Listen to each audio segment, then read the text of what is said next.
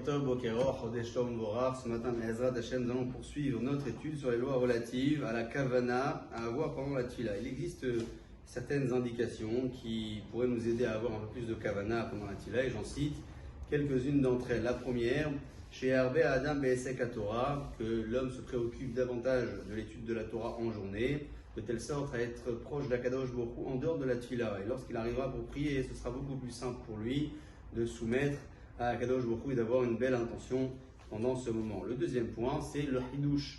Le chidouche, c'est de savoir renouveler quelque chose de tahanoun dans la tefila, une bakasha, une demande particulière pendant la tefila, quelque chose de personnel à ajouter.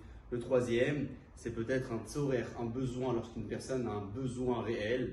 C'est pas simplement une bakasha générale, une demande générale, c'est une demande vraiment personnelle.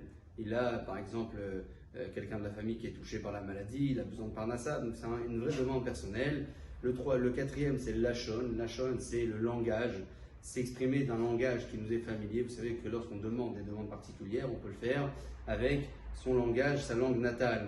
Il existe également une indication au niveau du mouvement à avoir. Se basculer légèrement vers le devant en priant peut motiver une certaine kavana. La voix, certains disent que prier, pas à haute voix, mais avec une petite voix, c'est-à-dire s'entendre pendant la tfila, pourrait nous encourager à avoir plus de kavana. Pour d'autres, au contraire, il faut prier belahash, être complètement silencieux, tout dépend de la personne.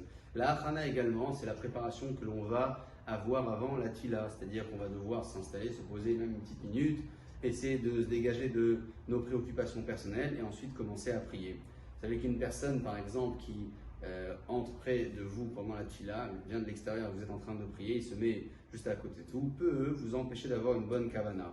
Il existe encore une autre indication, c'est le fait de prier dans un contexte de kavana, c'est-à-dire que je prie parmi des personnes qui sont, elles, déjà en mesure d'être mitkaven dans la tfila. Elles sont déjà avancées dans leur façon de prier, donc si je prie parmi ces personnes, je serai moi-même encouragé à le faire.